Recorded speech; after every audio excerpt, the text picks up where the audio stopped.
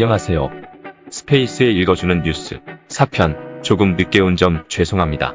이번 편은 하나의 주제에 대한 기사들과 제 생각들을 다루어 보겠습니다. 그럼 시작하겠습니다. 이번 주제는 종이 포장재입니다. 요즘 플라스틱에 의한 환경 문제들로 인해 많은 기업들에서 종이 소재의 제품들을 내놓고 있습니다. 보통 환경 오염하면 떠오르는 사진이 있지 않나요? 네, 맞습니다.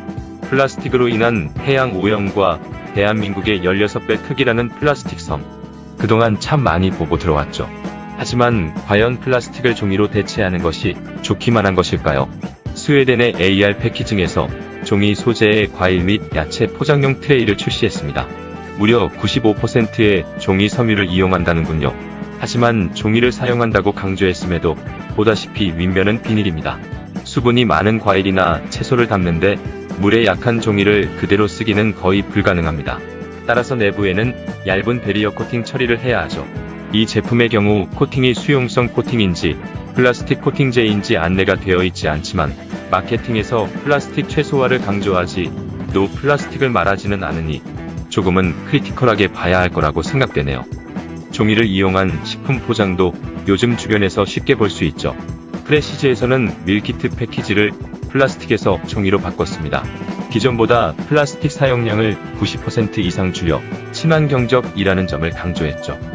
혹시 최근에 냉동식품 인터넷으로 주문해 보셨나요? 예전과 다르게 비닐 소재가 아닌 종이 소재로 된 보냉팩이 함께 오더라고요.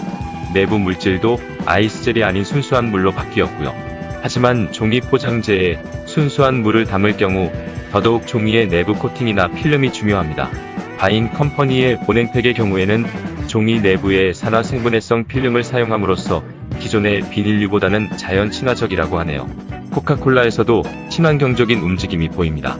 종이병을 만들어서 페트병을 대체하려는 것인데요. 많은 음료가 탄산을 함유하거나 산성을 띠기 때문에 단순한 종이가 버티기에는 한계가 있죠. 그래서일까요? 현재 개발된 소재는 플라스틱이 일부 함유되어 있다고 합니다. 100% 플라스틱 제로를 위해 연구 중이라고 들었는데 꼭 실현되기를 바랍니다. 지금처럼 플라스틱이 섞인 채로 만들어진다면 재활용만 불편할 뿐이니까요. 우리가 가장 많이 써온 종이 포장재, 어떤 게 있을까요? 두유팩과 우유팩이 떠오르지 않나요? 사실 두유팩, 테트라팩이라고도 부르는 이 형태의 포장재는 국내에서 재활용이 어려워 환경에 좋지 않습니다. 무려 6중 구조이기 때문이죠. 종이팩은 어떨까요?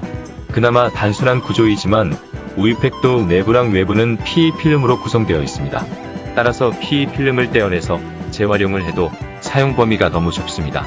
화장지나 미용 티슈로 재활용이 되긴 합니다만 활용성이 너무 떨어지죠. 친환경 코팅액을 이용하는 기술도 있습니다. 하지만 실제로 얼마나 많이 쓰이고 있는지는 잘 모르겠네요. 요즘 친환경 관련된 건 다 기사로 나오는데도 친환경 코팅액을 쓴다는 기업들은 못 본 것 같습니다. 하하. 이미 종이는 많이 사용되어 온 포장 소재이고 종이가 플라스틱의 대체제가 되면서 이전보다 더 많은 종이가 사용되고 있습니다. 이에 따른 문제점도 있죠. 종이의 유래는 너무도 잘 알다시피 나무입니다. 30년산 나무 한 그루가 A4 만장 정도를 만드는데요. 종이를 재활용해도 우리가 필요한 만큼의 포장지를 위해서는 상당히 많은 나무가 필요할 것입니다. 식품의 경우는 더 그렇죠. 우리나라는 식품용 종이로 순수한 펄프재지만 사용이 가능합니다. 섭취를 통해 몸에 중금속과 같은 유해물질이 유입되면 안 되니까요. 설령 종이를 재활용해서 쓴다 해도 식품용으로 쓰이려면 인체 안정성을 확보하기 위해 더 여러 번 세척하고 더 여러 번의 화학 공정을 거쳐야 합니다. 그럼 이 공정에서 수질오염도 걱정하지 않을 수가 없죠.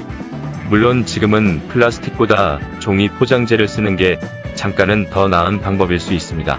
하지만 우리는 여기서 멈추지 않고 더 생각해야 합니다.